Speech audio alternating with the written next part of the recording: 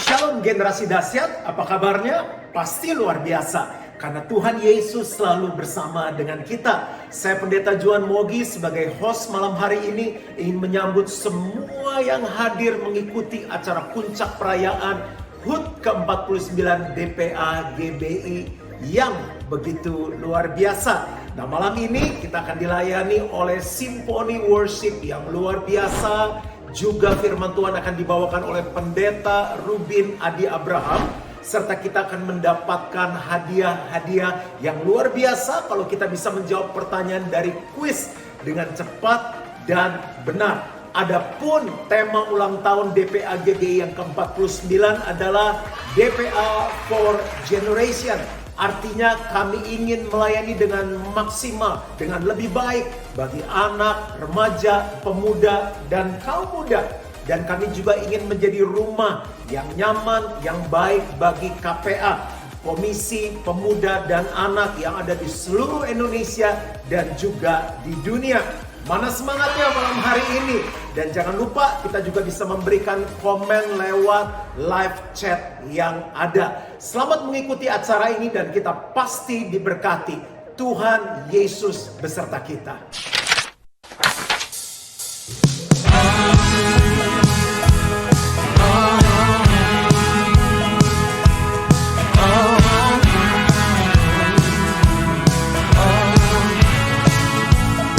Saudara, hari ini sama-sama kita mau bersuka karena Yesus kita hidup. Kita mau memperkatakan iman kita, sebab Dia Allah kita yang sanggup. Haleluya. Tuhan menetapkan langkah-langkah orang yang hidupnya berkenan kepadanya. Apabila ia jatuh tak sampai tergeletak, sebab Tuhan menopang tangannya. Katakan dengan iman, Tuhan menetapkan langkah-langkah orang yang hidupnya berkenan kepadanya. Apabila ia jatuh sampai tergeletak, sebab Tuhan menopang tangannya. Katakan tangan Yesus, tangannya, tangannya, sebab Tuhan menopang tangannya. Dan apabila ia jatuh, takkan dibiarkan tergeletak, tak sampai tergeletak, sebab Tuhan menopang tangannya.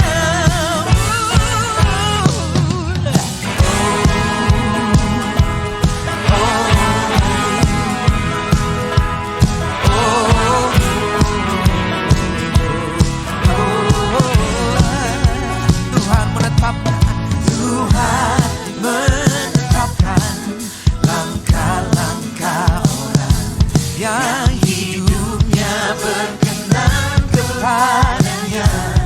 Oh, apabila ia jatuh tak sampai tergeletak, sebab Tuhan menopang tangannya. Oh, tangannya, tangannya,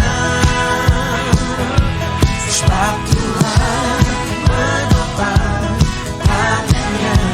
Apabila ia jatuh tak sampai tergeletak, sebab Tuhan menopang tangannya. Sambil tepuk tangan sama-sama katakan, tangannya, tangannya, sebab Tuhan menopang tangannya. Dengan segenap imanmu nyatikan, apabila ia jatuh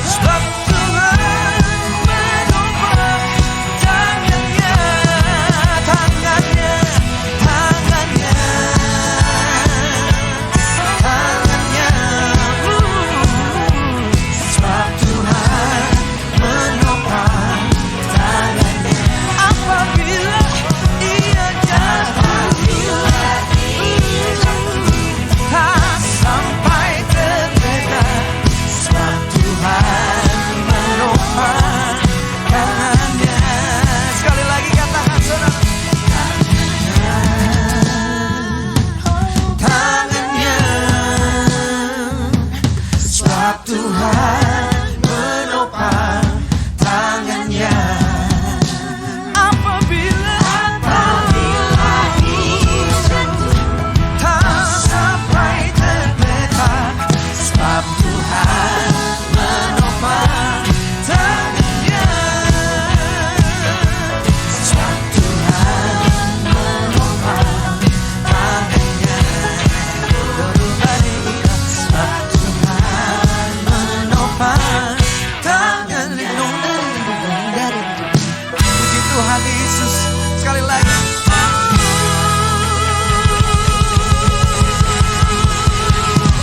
Tepuk tangan lebih baik lagi buat Yesus. Haleluya. Thank you Jesus. Jesus, thank you Lord. Sungguh Engkau Allah yang menopang setiap kami. Kami mengucap syukur kalau kami punya Yesus yang hidup. Bapa, hari ini kami mau memperkatakan iman kami mau mendeklarasikan iman kami. Seperti iman Abraham, dikatakan dalam Roma 4 ayat 18-21. Sebab sekalipun tidak ada dasar untuk berharap, namun Abraham berharap juga dan tetap percaya.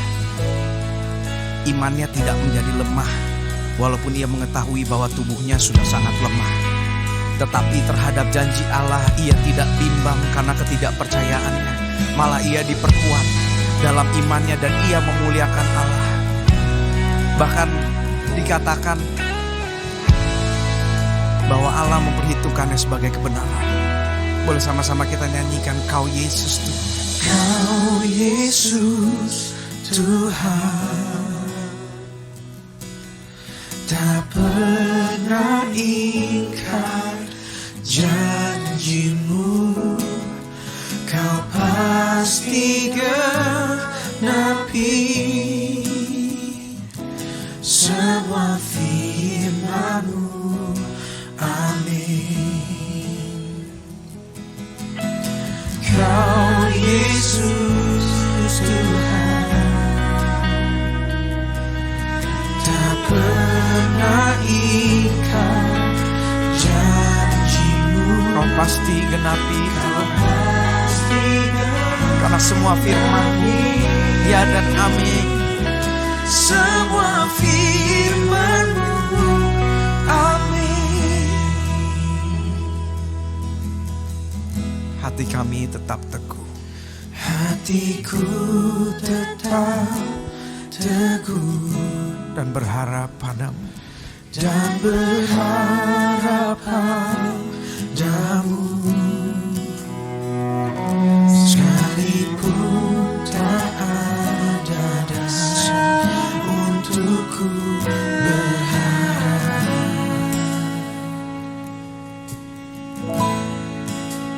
Oh, hatiku tetap teguh dan percaya kepadamu. Dan percaya padamu. Sekalipun tak ada dasar, tak ada dasar untukku bertahan. Katakan sama-sama, Kau Yesus Tuhan. Kau Yesus Tuhan, tak pernah ingkar janji-Mu.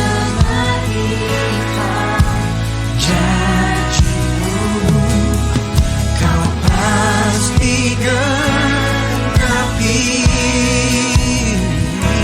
semua firman-Mu. Amin. Katakan, Kau Yesus, Kau Yesus Tuhan, tak pernah ingkar janji-Mu. Kau pasti genapi semua firman-Mu. Amin. Ku percaya, ku percaya.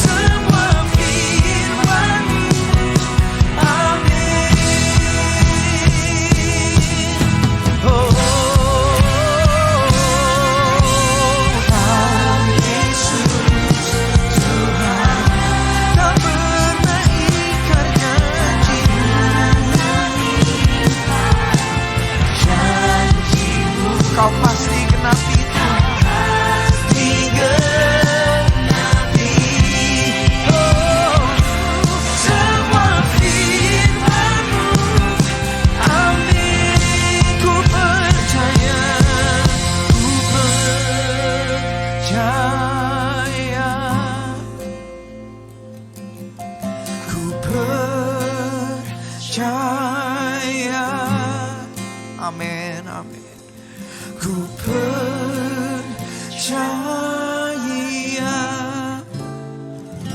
semua firman-Mu. Amin. Kami percaya dengan segenap hati kami, Tuhan. Semua firman-Mu ya dan amin. It is well with my soul. All is well. All is well with my soul. Oh, we worship. Sebab telah kami lihat perbuatan-Mu. Let Dan this heart kami rasakan kasih kebaikan. Kekuatan yang baru Kau sediakan.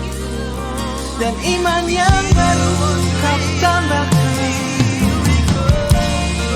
Besarlah Kau Tuhan, dan layaklah dipuji, dimuliakan.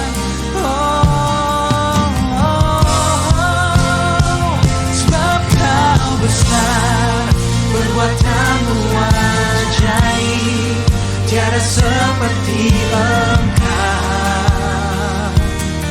Tiada seperti Engkau. Sebab Kau besar, perbuatan-Mu ajaib, tiada seperti Engkau. Tiada seperti Engkau. Sebab Kau besar, sebab Kau besar, perbuatan-Mu ajaib, tiada seperti Engkau. Tiada seperti Engkau. Sebab Kau besar, perbuatan-Mu ajaib, tiada seperti Engkau. Tiada seperti Engkau. Kami agungkan Engkau, Yesus. Kami muliakan Engkau, Allah yang agung dan berkuasa. Besar perbuatan-Mu, ajaib Kau Tuhan. Oh, dipuji nama-Mu. Tiada seperti Engkau. Mari naikkan pujian-Mu. Sebab Kau besar, perbuatan-Mu ajaib, tiada seperti Engkau. Tiada seperti Engkau. Sebab Kau besar, perbuatan-Mu ajaib, tiada seperti Engkau. Tiada seperti-Mu, tiada seperti Engkau. Tiada seperti Engkau. Tiada seperti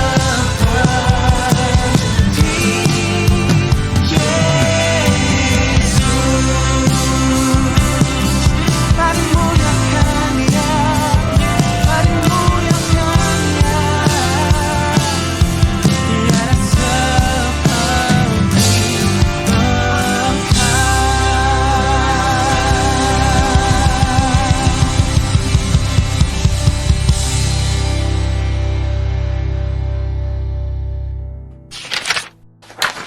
Shalom saudaraku, saya Pendeta Robin Adi Abraham mengucapkan selamat ulang tahun yang ke-49 untuk Departemen Pemuda dan Anak Gereja BT Indonesia. Kiranya Tuhan tetap memakai kita sampai selamanya.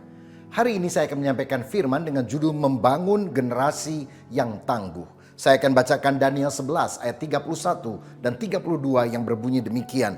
Tentaranya akan muncul, mereka akan menajiskan tempat kudus. Benteng itu menghapuskan korban sehari-hari dan menegakkan kekejian yang membinasakan. Dan orang-orang yang berlaku fasik terhadap perjanjian akan dibujuknya sampai murtad dengan kata-kata licin. Tetapi umat yang mengenal Allahnya akan tetap kuat dan bertindak. Alkitab berkata bahwa pada akhir zaman akan muncul seorang penguasa dunia yang jahat, yaitu Antikristus. Tetapi sekarang pun sudah muncul roh antikris yang berusaha untuk menguasai manusia, khususnya orang-orang muda, untuk dijadikan sebagai alatnya. Tetapi Alkitab menunjukkan ada kunci kemenangan untuk mengatasi antikris dan kuasa kegelapan itu. Alkitab berkata, tetapi umat yang mengenal Allahnya, mereka akan tetap kuat dan bertindak. Ini menunjukkan kalau kita makin mengenal Tuhan dan melekat kepada Dia, kita akan diberikan kuasa untuk mengatasi segala kuasa-kuasa kegelapan tersebut. Karenanya pengenalan akan Tuhan harus kita miliki. Dan itu sesuatu yang sifatnya progresif. Kita harus bertumbuh dalam pengenalan akan Tuhan. Dalam 2 Petrus pasal pertama ayat 5-7 Alkitab berkata, justru karena itu kamu harus dengan sungguh-sungguh berusaha untuk menambahkan kepada imanmu kebajikan, dan kepada kebajikan pengetahuan, dan kepada pengetahuan penguasaan diri, kepada penguasaan diri ketekunan, dan kepada ketekunan kesalehan, dan kepada kesalehan kasih akan saudara-saudara, dan kepada kasih akan saudara-saudara, kasih akan semua orang. Saya melihat di sini ada 4 kunci untuk membangun generasi muda yang tangguh. Yang pertama, untuk menjadi generasi yang tangguh, kita harus beriman.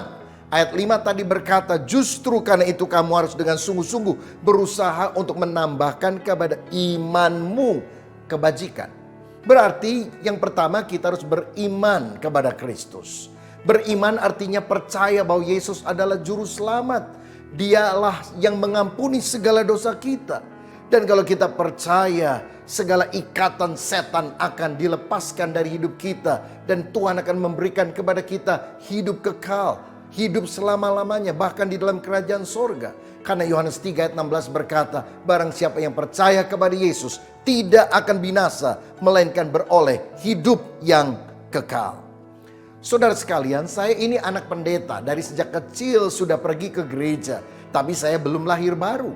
Saya dulu berpikir bahwa saya ini adalah cucunya Allah. Karena orang tua saya kan orang Kristen, anak Allah. Jadi saya anaknya mereka, cucunya. Ternyata Alkitab menunjukkan bahwa Allah tidak pernah punya cucu. Allah hanya punya anak. Artinya setiap orang harus mengenal Tuhan secara pribadi. Karena kalau saudara lahir dalam keluarga Kristen, tidak otomatis saudara jadi orang Kristen. Sebab kalau saudara lahir di garasi, tidak otomatis saudara jadi mobil, bukan? Nah, bagaimana saya bisa beriman sungguh kepada Yesus? Satu kali pada hari libur saya pergi ke Surabaya menjumpai saudara sepupu saya karena saya ingin menghabiskan masa liburan di sana. Ternyata dia mau pergi mengikuti retreat. Waduh, terpaksa saya ikut karena kalau tidak ditinggal sendirian saya tidak punya teman. Dan selama mengikuti retreat 4 hari 3 malam itu, rasanya saya bosan mendengar khotbah, menyanyikan pujian karena roh saya masih mati. Saya belum mengenal Tuhan. Tapi malam terakhir ketika pendeta sedang khotbah dan saya sedang ngantuk-ngantuk sebetulnya, tiba-tiba ada orang kerasukan setan menjerit dan saya menjadi kaget. Lalu orang itu mau memukul pendeta yang ada di mimbar. Tapi pendetanya tenang sekali. Dia usir itu setan dalam nama Yesus. Orang itu terpelanting berkali-kali. Dan akhirnya setannya keluar. Wow, saya jadi terpesona. Saya melihat bahwa nama Yesus berkuasa. Setan pun tunduk kepada nama Yesus. Itu sebabnya pada malam itu saya membuka hati. Saya menerima Yesus. Saya percaya bahwa Yesus adalah Tuhan dan Juru Selamatku. Itulah titik perubahan saat dimana saya mengalami kelahiran baru. Sejak itu hidup saya berubah. Saya menjadi cinta Tuhan. Saya berkobar-kobar untuk perkara rohani. Dan saya yakin orang yang ketemu Yesus hidupnya tidak akan pernah sama lagi. Ada orang namanya Saulus. Dia adalah seorang penganiaya jemaat. Tetapi ketika Tuhan menjumpai dia dalam penglihatan di gerbang pintu Damsyik, maka Saulus bertobat dan akhirnya dia menjadi Paulus, rasul yang dipakai oleh Allah secara luar biasa, menanam begitu banyak jemaat di mana-mana, bahkan menulis hampir setengah dari kitab Perjanjian Baru.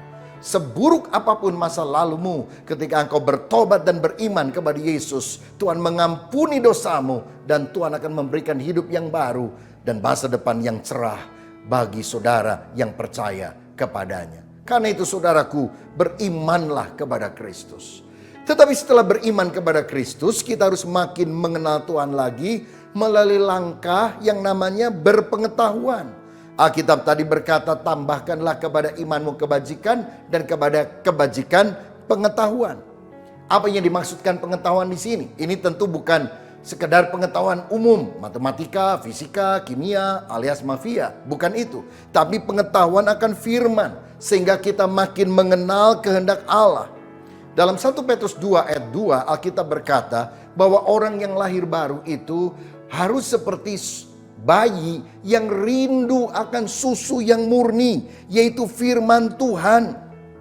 Dan itulah yang saya alami juga. Ketika saya dijamah Tuhan dalam reter tersebut, hati saya berkobar-kobar. Saya kemudian membeli Alkitab baru dan saya mulai baca setiap hari firman Tuhan itu. Dan saya punya moto, no Bible, no breakfast. Tidak baca Alkitab, tidak sarapan pagi. No Bible, no bread. Tidak baca Alkitab, tidak makan roti. Dan no Bible, no supermi. Tidak baca Alkitab, nggak makan supermi. Saudara, firman Tuhan itu menjadi kegirangan di dalam hatiku. Dan saya makin hari makin mengetahui isi kitab suci dan mengenal kehendak Tuhan. Dulu sebelum saya lahir baru, sebetulnya ayah saya sudah mengajar kami anak-anaknya untuk membaca Alkitab setiap hari. Sebab kalau nggak baca Alkitab, kita di rotan, saudara. Jadi kita harus baca Alkitab. Tapi beda, dulu terpaksa. Tetapi setelah mengenal Tuhan, saya melakukannya dengan sukarela, sukacita. Dan akhirnya saya mengalami pertumbuhan dalam pengetahuan akan firman. Sehingga kalau akhirnya saya sekolah Alkitab, S1, S2, S3, itu didorong karena kecintaan untuk mengenal Tuhan melalui firman-Nya lebih dalam. Mengenal Tuhan melalui firman-Nya sangat penting. Karena Hosea 4 ayat 6a berkata, umatku binasa karena tidak mengenal Allah.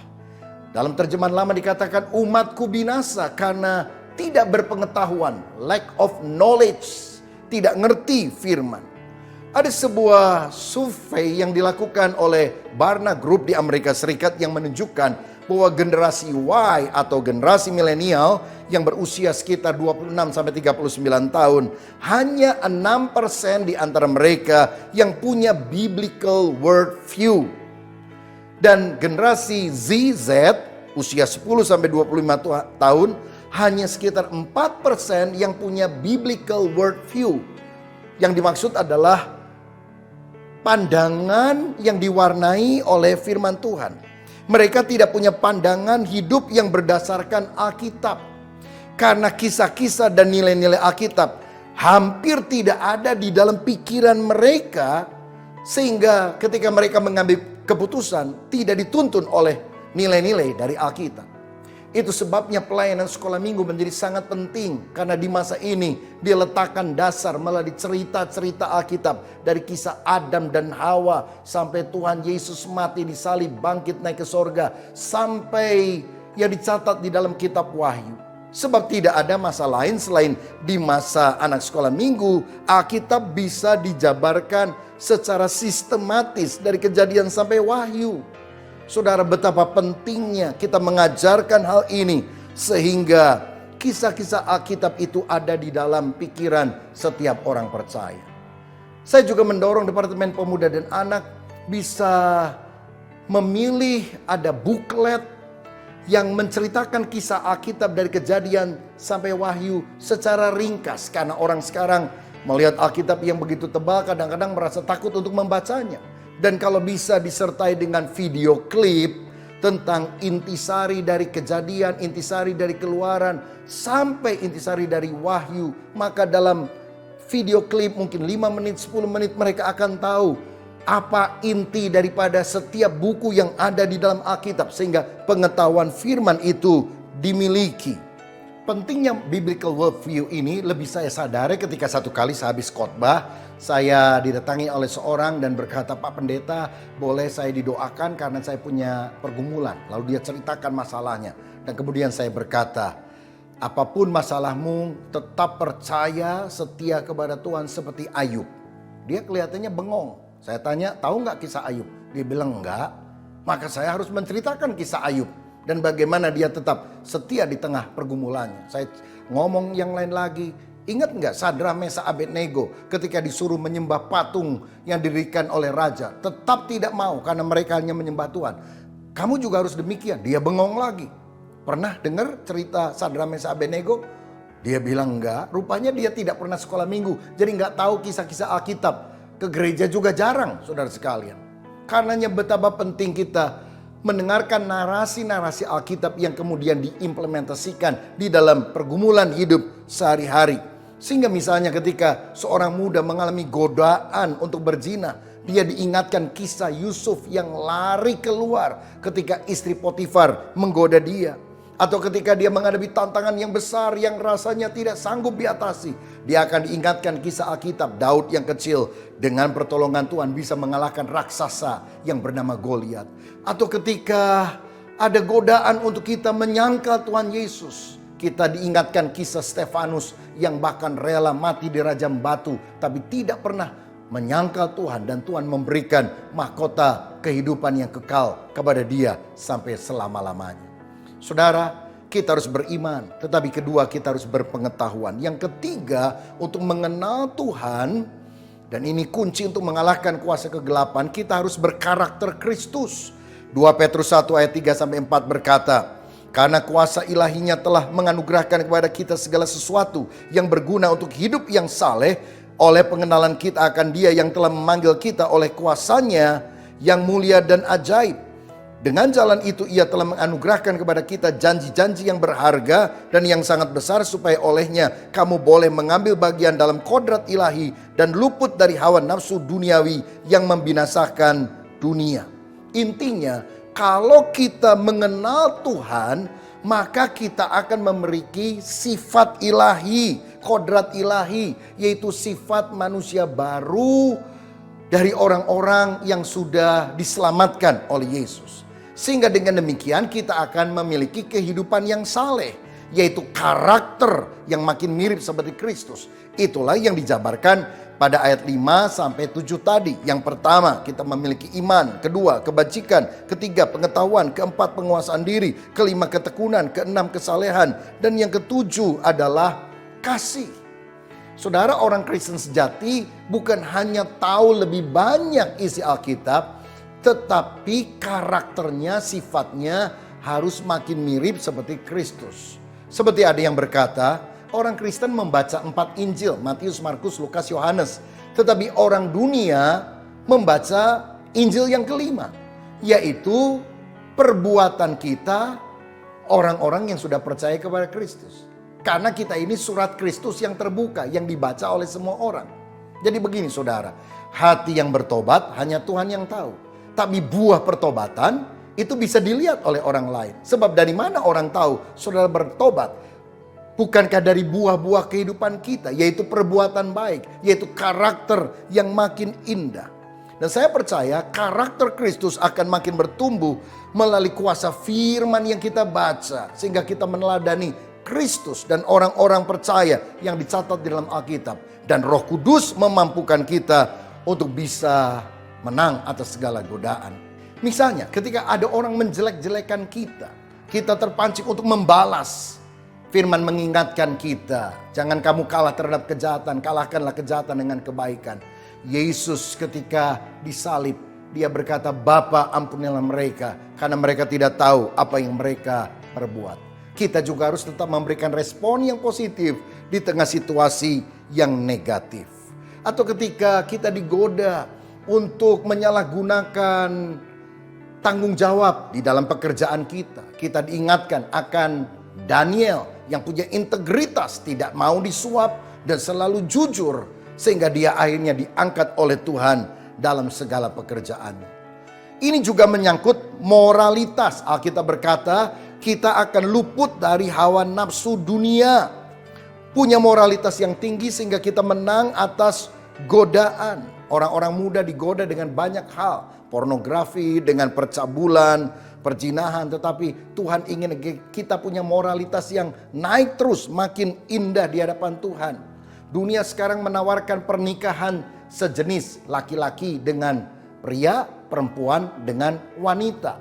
Sehingga setelah mereka melakukan pernikahan sesama jenis, lalu mereka mengadopsi anak, maka anaknya kan bingung mana papa mana mama. Maka mereka tidak mau disebut sebagai dad and mom, tetapi parent one and parent two. Oh, bayangkan dunia yang nilainya sudah rusak. Tetapi kita harus punya kingdom values, punya karakter seperti Kristus, dan juga punya moralitas yang tinggi. Dan yang terakhir, yang keempat, pengenalan akan Tuhan akan menyebabkan kita memiliki kehidupan yang berguna. Yang pertama, beriman. Yang kedua, berpengetahuan. Yang ketiga, berkarakter Kristus. Yang keempat, untuk menjadi generasi yang tangguh, kita akan berguna. Ayat 8 dikatakan demikian. Sebab apabila semuanya itu ada padamu dengan berlimpah-limpah, kamu akan dibuatnya menjadi giat, useful, dan berhasil, fruitful. Dalam pengenalanmu akan Yesus Kristus, Tuhan kita. Orang yang sungguh mengenal Tuhan akan berguna hidupnya. Dan akan produktif, berhasil. Artinya orang yang tidak mengenal Tuhan, hidup tanpa arah, hidupnya kosong. Lihat, banyak artis di Korea Selatan, cantik, terkenal, kaya, tapi mati bunuh diri. Karena jiwa yang kosong, hidup tanpa arah. Dulu saya sebelum lahir baru, nggak tahu hidup ini tujuannya untuk apa. Jadi saya banyak gunakan waktu untuk main games di sebuah tempat yang menyewakan peralatan games, atau nonton bioskop begitu sering, atau kemudian saya kumpul-kumpul dengan tetangga-tetangga, nyanyi-nyanyi sampai larut malam, dan kemudian bahkan pergi keluar kota untuk ngamen grup ya 6-7 orang begitu, bukan sekedar untuk cari uang sebetulnya, tapi karena ada sesuatu yang kosong. Dan saya tidak tahu apa yang saya harus lakukan. Tetapi setelah saya lahir baru di dalam retreat tersebut, saya tahu tujuan hidup saya, yaitu memuliakan Tuhan dan menjadi berkat bagi orang lain. Sejak itulah saya melayani Tuhan. Saya menjadi guru sekolah minggu, saya menjadi pemain musik di gereja, saya membantu segala macam aktivitas lain, termasuk mencetak majalah rohani yang dikeluarkan oleh gereja. Usia 16 tahun, saya mulai memimpin pujian di dalam kelompok kecil ya 7-8 orang, kelompok sel lah kalau sekarang. Saya mulai membawa renungan firman dan Tuhan mulai menambahkan. Usia 21 tahun saya dipercaya untuk memimpin pujian di Stadion Utama Senayan, Jakarta. Sekarang Gelora Bung Karno dalam KKR Kasih Melanda Jakarta. Setiap malam kira-kira 50.000 atau lebih orang-orang muda yang hadir. Dan tahun depannya saya juga memimpin di dalam pujian di KKR Kasih Melanda Indonesia. Waktu itu umur saya baru 21 dan 22 tahun. Saudara sekalian, walaupun saya belum punya banyak pengalaman, tapi kalau saya menyerahkan hidup kepada Tuhan, hidupku dipakai oleh Tuhan untuk menjadi sesuatu yang bermanfaat bagi orang lain. Saudara juga bisa dipakai Tuhan secara luar biasa. Saya juga mulai menyampaikan firman dari usia 16 tahun. Kemudian pergi ke desa-desa. Tuhan mulai memberikan kesempatan lebih luas ke kota-kota. Dan akhirnya ke luar negeri, ke berbagai tempat dimanapun Tuhan percayakan untuk saya melayani. Saya teringat ketika saya hampir selesai dari seminari Bethel Petamburan, tempat saya kuliah S1 di sana. Om Ho, pendeta HL Senduk, almarhum, founder daripada Gereja Bethel Indonesia, memanggil saya, waktu itu usia saya kira-kira 23 tahun. Ke kantornya secara pribadi, hanya berdua. Dan menawarkan untuk saya bisa sekolah Alkitab, ambil master di luar negeri. Tapi akhirnya saya membuat keputusan untuk tetap belajar studi di Indonesia. Tetapi di akhir pembicaraan itu dia berkata, Rubin, siapkan dirimu. Satu kali kamu akan jadi pemimpin GBI. Wah, saya kaget saudara. Saya masih sangat muda, masih culun. Lalu saya bilang, Om, saya ini siapa? Saya nggak bisa apa-apa. Ada banyak orang lebih hebat yang akan dipakai Tuhan. Dan Om Ho bilang, mereka akan dipakai Tuhan, tapi kamu, Tuhan akan pakai menjadi pemimpin GBI. Saudara-saudara, sejak itulah saya tahu bahwa Tuhan punya rencana yang berharga. Dan saya membaktikan hidup saya untuk melayani. Saya menjadi pemimpin kegerakan anak-anak muda, mulai dari gereja lokal, lalu dipercayakan untuk memimpin kegerakan anak-anak muda juga GBI di Jawa Barat. Dan akhirnya saya diminta 2 kali menjadi ketua departemen pemuda dan anak dari Sinode Gereja Bethel Indonesia. Tuhan juga pernah mempercayakan bidang teologi untuk saya pimpin. Dan sekarang saya juga dipercaya untuk menjadi ketua umum dari Sinode Gereja Bethel Indonesia. Bukan karena hebat dan kuhebat saya. Tetapi karena kebaikan Tuhan, kasih Tuhan. Usia 30-an saya mulai membangun sebuah sekolah tinggi teologi karisma. Untuk mencetak banyak anak-anak muda. Untuk mengerti kebenaran firman Tuhan dan melayani Tuhan. Seperti saya juga dipanggil oleh Tuhan. Saya juga kemudian menggembalakan gereja baik di Bandung, Jakarta, dan tempat yang lain. Semua adalah kemuliaan untuk Tuhan. Hidupku yang tidak berarti menjadi berguna. Saya orang biasa-biasa, tapi Yesus yang luar biasa. Kalau engkau memberikan hidup kepada Yesus, Tuhan akan pakai engkau menjadi orang yang sangat berguna. Jangan cari jabatan, tapi layani Tuhan dengan tulus saja. Nanti Tuhan yang angkat kita sesuai dengan kasih karunia-Nya.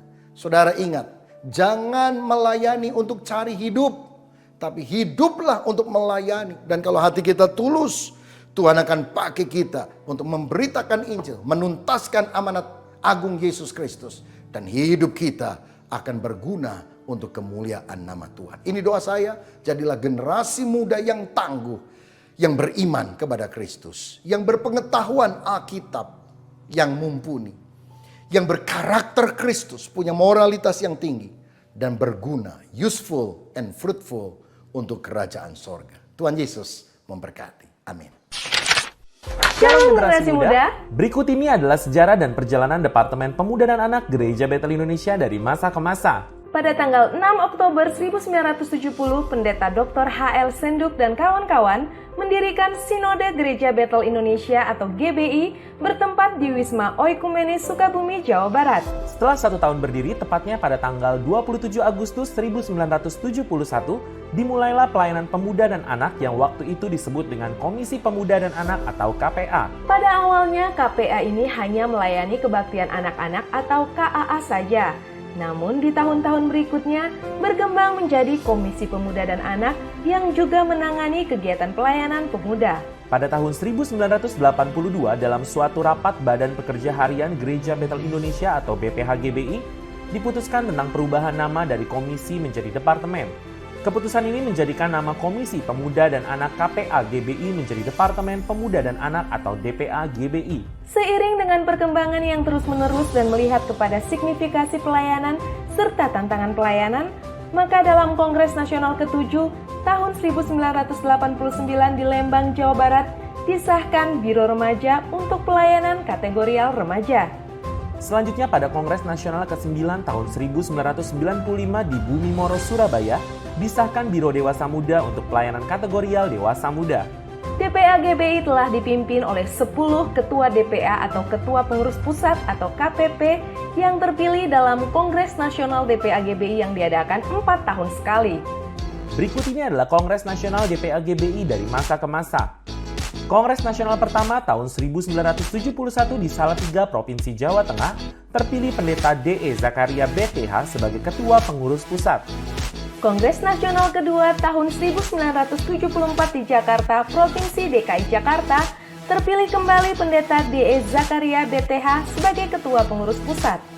Kongres Nasional ketiga tahun 1977 di Surabaya, Provinsi Jawa Timur, terpilih Pendeta Dr. Robert Uci sebagai Ketua Pengurus Pusat.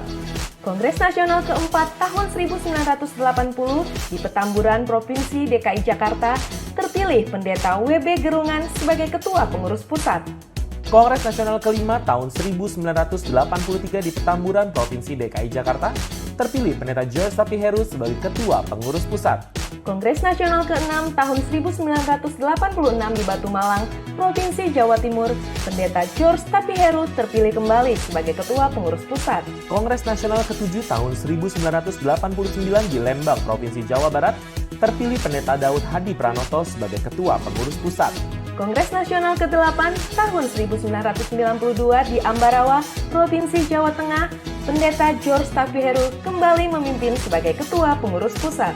Kongres Nasional ke-9 tahun 1995 di Surabaya, Provinsi Jawa Timur, terpilih Pendeta Hengki So sebagai Ketua Pengurus Pusat. Kongres Nasional ke-10 tahun 1998 di Bogor, Provinsi Jawa Barat, terpilih Pendeta Rudin Adi Abraham sebagai Ketua Pengurus Pusat. Kongres Nasional ke-11 tahun 2001 di Bandung, Provinsi Jawa Barat, Pendeta Ruby Nadia Abraham kembali terpilih sebagai Ketua Pengurus Pusat. Kongres Nasional ke-12 tahun 2005 di Jakarta, Provinsi DKI Jakarta, terpilih Pendeta Dr. Purim Marbun sebagai Ketua Pengurus Pusat. Kongres Nasional ke-13 tahun 2009 di Denpasar, Provinsi Bali, terpilih Pendeta Timotius Tan sebagai Ketua Pengurus Pusat. Kongres Nasional ke-14 tahun 2013 di Manado, Provinsi Sulawesi Utara, Pendeta Timotius Tan kembali terpilih sebagai Ketua Pengurus Pusat. Dan Kongres Nasional ke-15 tahun 2017 di Bogor, Provinsi Jawa Barat, terpilih Pendeta Joel Jeffrey Manalu sebagai Ketua Pengurus Pusat. Dari masa ke masa, DPA-GBI semakin berkembang dan berupaya melayani generasi muda Gereja Bethel Indonesia. Bukan hanya melayani dalam bidang kategorial saja, beberapa biro lainnya ditambahkan guna perluasan aspek pelayanan DPA. Komitmen dan misi DPA untuk menjadikan generasi muda seperti Kristus terus dijalankan. DPA percaya bahwa untuk menjalankan ini semua tidaklah mudah. Untuk itu diperlukan doa, komitmen, dan kerjasama kita semua untuk generasi yang lebih baik. DPA adalah kita. Kita adalah DPA. DPA for Generation. Wow, keren banget deh Simfoni Worship, juga firman Tuhan yang luar biasa dari Pendeta Rubin Adi Abraham. Kami mengucapkan terima kasih banyak dan tentunya untuk kalian semua yang keren-keren, yang tidak beranjak dan tidak bergoyang mengikuti acara HUT DPA GBI yang ke-49. Bagian yang berikut ini menarik banget, karena kuis interaktif disertai dengan hadiah. Ada 2 hadiah bagi pemenang yang bisa menjawab dengan cepat dan benar. Hanya 2. Saya akan bacakan formatnya seperti apa. Jadi rekan-rekan bisa menuliskan nama, spasi, nomor telepon, spasi, baru jawabannya. Saya ulangi sekali lagi. Nama, spasi, nomor telepon, spasi, baru jawaban yang benar. Standby ya. Siap-siap ya, boleh doa, boleh gandengan tangan, kencangkan ikat pinggang kalian. Pertanyaan yang akan ditanyakan ada hubungannya dengan video sejarah DPA GBI yang baru saja diputar. Siap? Saya bacakan. Kapan dan di mana Kongres Nasional DPA pertama kali diadakan? 10 detik. 1, 2, 3, 4, 5, 6, 7, 8, 9, 10. Selamat untuk 2 orang pemenang yang bisa menjawab kuis ini dengan cepat dan benar. Dan untuk hadiahnya, pengiriman dan lain-lain, teman-teman yang menang akan dikontak oleh Sekretariat Pusat DPA GBI. Kita lanjut ya. DPA GBI bagian biro anaknya baru saja mengadakan webinar lagu anak. Bagaimana membuat lagu anak.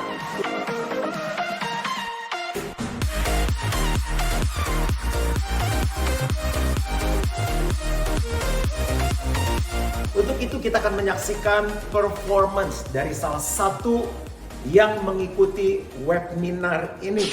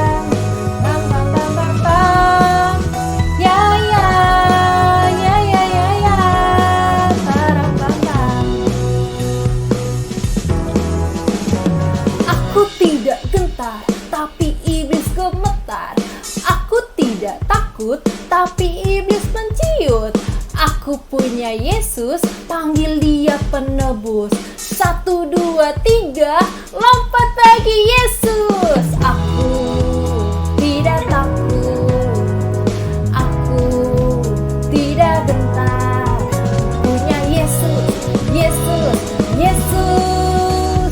Oh ya ya ya ya, bam bam bam, ram bam bam bam bam, ram bam bam bam bam, ya ya ya ya ya ya, bam bam bam. Puji syukur bagi Tuhan Yesus Kristus, oleh karena anugerahnya Departemen Pemuda Anak Gereja Bethel Indonesia boleh melayani, mengabdi, dan berkarya selama 49 tahun, baik di Indonesia maupun di negara-negara yang Tuhan berikan kesempatan. Saya ingin mengingatkan kepada generasi muda bahwa kalian bukan hanya sebagai generasi penerus, tapi bisa menjadi generasi pencetus atau penggagas dan generasi penuntas. Sejarah mencatat seperti itu, baik dalam Alkitab, dalam sejarah gereja, ataupun sejarah negara kita Indonesia yang boleh merdeka oleh karena perjuangan para pemuda-pemudinya. Karena itu, majulah terus generasi muda Bethel Indonesia, dan sebagai hadiah pada hari ulang tahun ini, saya mengutip apa yang ditulis oleh Yohanes, 1 Yohanes 2 ayat 14. Aku menulis kepada kamu, hai orang-orang muda, karena kamu kuat dan firman Allah diam di dalam kamu, dan kamu telah mengalahkan yang jahat. Kiranya Roh Kudus mengurapi, memimpin, dan melengkapi generasi muda untuk boleh melakukan kehendak Allah di akhir zaman sampai Tuhan Yesus datang kembali. Amin. Saya mengucapkan selamat ulang tahun yang ke-49 kepada Departemen Pemuda dan Anak Gereja Bethel Indonesia. Doa saya kiranya pelayanan DPA GBI selalu relevan untuk generasi muda zaman now, sehingga bisa memenangkan dan memuridkan banyak generasi muda. Tuhan memberkati. Shalom. Shalom saudaraku, saya Pendeta Rubin Adi Abraham mengucapkan selamat ulang tahun yang ke-49 untuk Departemen Pemuda dan Anak GBI. Soekarno pernah berkata, beri aku 1000 orang tua, niscaya akan kucabut semeru dari akarnya. Tapi beri aku 10 orang muda, maka akan kugoncangkan dunia. Biar saudara dipakai oleh Kristus untuk menjadi pemuda yang menggoncangkan dunia dengan revival, karena kita mengandalkan Roh Kudus. Tuhan memberkati. Salam, saya Pendeta Purn Mahbun, Ketua DPA periode 2005-2009, mengucapkan selamat ulang tahun yang ke-49 bagi DPA. Tetap melayani, tetap menangkan generasi, dan terus berkarya bagi hormat kemuliaan bagi nama Tuhan. Tuhan memberkati. Shalom rekan-rekan pelayan generasi, dimanapun Anda berada, kita bersyukur untuk pekerjaan Tuhan lewat Departemen Pemuda dan Anak Gereja Bethel Indonesia yang hari ini berulang tahun yang ke-49. 27 Agustus 1971, tepatnya DPA GBI dilahirkan oleh Badan Pekerja Harian Gereja Bethel Indonesia karena sebuah kerinduan. Ada sebuah departemen yang khusus melayani generasi ini. Dan puji Tuhan, sampai hari ini DPA GBI tetap ada karena anugerah Tuhan. Ada banyak pemimpin-pemimpin yang dibentuk oleh Tuhan, dipersiapkan oleh Tuhan, dilatih oleh Tuhan lewat Departemen Pemuda dan Anak Gereja Bethel Indonesia. Setiap waktu kepemimpinan mempunyai tantangannya sendiri. Dan setiap tantangan kita harus hadapi, kita harus selesaikan supaya kita bisa tetap eksis. Dan kalau kita menghadapi satu masa yang sulit di tahun 2020 ini secara khusus karena COVID-19 dan semua lini kehidupan mengalami tantangan karena COVID ini. Tetapi kita harus terus meminta hikmat dari Tuhan. Kita harus terus bergerak bersama-sama. Dan saya juga mengajak semua para pemimpin generasi DPA GBI, baik yang ada di pusat, di daerah, di wilayah sektor KPA lokal, supaya kita tidak berhenti berpikir dan minta hikmat dari Tuhan, sehingga kita mendapatkan kreativitas, supaya kita bergandengan tangan untuk memenangkan generasi ini, menyelamatkan generasi ini. Kita bisa melayani mereka, dan mereka menjadi pemimpin-pemimpin sekarang dan pemimpin-pemimpin masa depan. Ada banyak yang sudah kita kerjakan, tapi masih banyak hal yang belum kita kerjakan. Setiap kesempatan yang diberikan Tuhan kepada kita menjadi pemimpin di DPA tentu bukan kebetulan. Dan setiap kesempatan ini di dalamnya ada rencana Tuhan bagi kehidupan saya, bagi kehidupan kita, dan bagi kehidupan generasi ini. Saya berdoa supaya DPA GBI di ulang tahun yang ke-49 ini sungguh-sungguh dipakai Tuhan, sehingga kita melahirkan satu generasi dahsyat yang menggenapi rencana Tuhan dalam kehidupan mereka. Saya tahu ada daerah-daerah yang sulit, tetapi teman-teman tidak boleh menyerah. Ada kendala-kendala yang kita hadapi, tetapi kita harus terus bergerak maju. Bersama kita pasti bisa, bersehati kita pasti bisa. Sekali lagi selamat ulang tahun untuk kita bersama DPA GBI yang ke-49. Kiranya Tuhan memberkati DPA GBI dan terus menjadi berkat. Tuhan Yesus memberkati kita semua. Amin. Dan yang berikutnya, acara yang gak kalah menarik adalah kita akan menyaksikan pertunjukan kolaborasi pengurus DPA GBI dan Gen D Worship. Yuk kita sambut dengan tepuk tangan yang meriah untuk mereka semua yang luar biasa.